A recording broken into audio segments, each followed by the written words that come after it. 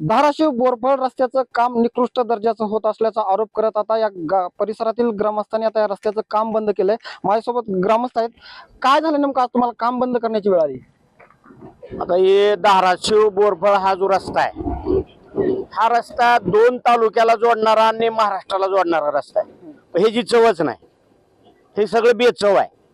याचा गुत्तेदार कोण, याचा इंजिनियर कोण, ह्याचा पाठीराखा कोण, बजेट किती, किती कामाचा कालावधी आहे, कुठेही बोर्ड लावलेला नाही। 8-9 महिन्यापासून हे रस्ता उकडून टाकलाय। त्यांना जेवढं काम होतं तेवढं उकडणं आवश्यक होतं आणि काम चालू करण्यापूर्वी कामाची माहिती फलक लावणं, कामाचं अंदाजपत्रक साईडवर ठेवणं, कामाचे इंजिनियरची परिसरातील नागरिकाला ओळख करून जेणेकरून तक्रार करता यावी, असं कुठलंही त्यांनी न करता सगळ्या गोपनीय पद्धतीने जसं चोर चोरी करतो गपचिप त्या पद्धतीने काम चालू आहे।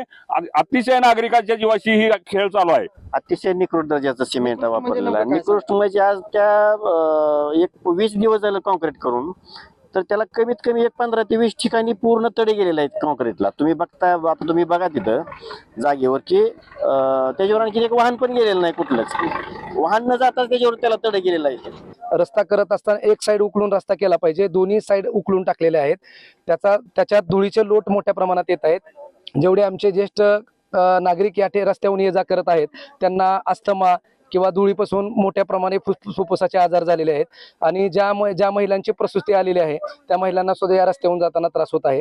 तर या रस्त्याचं काम जलद गतीने आणि चांगल्या दर्जाचं व्हावं, आता हीच मागणी ग्रामस्थांमधून होत आहे। काकासाहेब कांबळे, लोकशाही मराठी, धाराशिव।